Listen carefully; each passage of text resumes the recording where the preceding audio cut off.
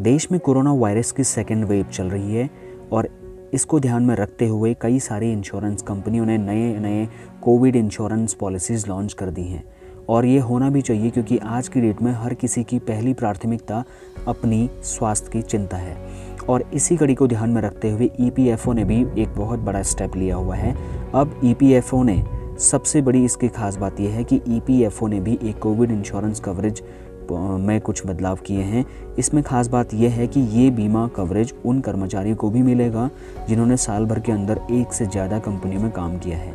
ये क्लेम कर्मचारी के नॉमिनी की ओर से बीमारी या फिर कोई एक्सीडेंटल या फिर नॉर्मल डेथ पर भी इसका क्लेम किया जा सकता है।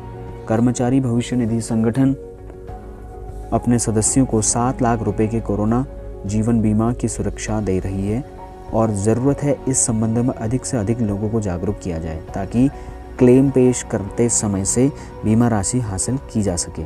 EPFO ने EDLI यानी कि employees deposit link insurance scheme के तहत बीमा कवरेज को बढ़ा करके 7 लाख रुपए कर दिया है।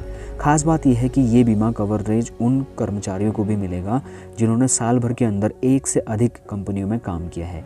ये क्लेम कर्मचारी के नॉमिनी की ओर से बीमारी, दुर्घटना या स्वाभाविक मृत्यु पर भी किया जा सकता है।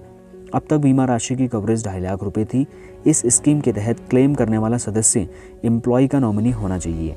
वो एम्प्लॉय की बीमारी, दुर्घटना या स्वाभाविक मृत्यु होने पर भी क्लेम कर सकता है। EPFO कोरोना काल में अपने सदस्यों को राहत देने के लिए ये स्कीम लाया है। किसी भी ऑर्गेनाइज्ड समूह में काम करने वाले कर्मचारियों की बेसिक सैलरी और DA का 12% यानी कि 12% एम्प्लॉय प्रोविडेंट फंड में जाता है। साथ ही 12% का योगदान कंपनी यानी कि नियोक्ता द्वारा इसमें किया जाता है। इसमें नियोक्ता का 12% में से 8.33% EPS में चला जाता है। इस प्रकार EDLI स्कीम में केवल कंपनी की ओर से ही प्रीमियम जमा होता है। अगर हम बात करें कि इसका जो कैलकुलेशन हो वो कैलकुलेशन कैसे होता है, तो EDLI स्कीम में क्लेम की जो कैलकुलेशन होती है वह कर्मचारी को मिली आखिरी 12 महीने की बेसिक सैलरी और DA के आधार पर होती है। इस इंश्योरेंस का क्लेम कवर आखिरी बेसिक सैलरी का DA का 35 गुना होगा। मान लीजिए आखिरी 12 महीने की जो बेसिक सैलरी और DA था वो 15,000 रुपये है, तो इंश्योरेंस क्लेम का 35 गुना 15,000 प्लस 1,75,000 रुपये यानी कि 7 लाख रुपये होगा।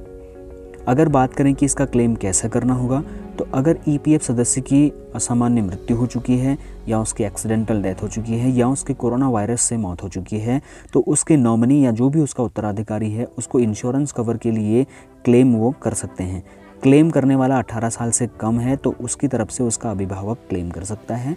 इसके लिए इंश्योरेंस कंपनी को एम्प्लॉय की मृत्यु का प्रमाण पत्र, जो सक्सेशन सर्टिफिकेट है वो, और माइनर नॉमिनी की ओर से आवेदन है तो गार्जियन सर्टिफिकेट और बैंक डिटेल्स देना होता है।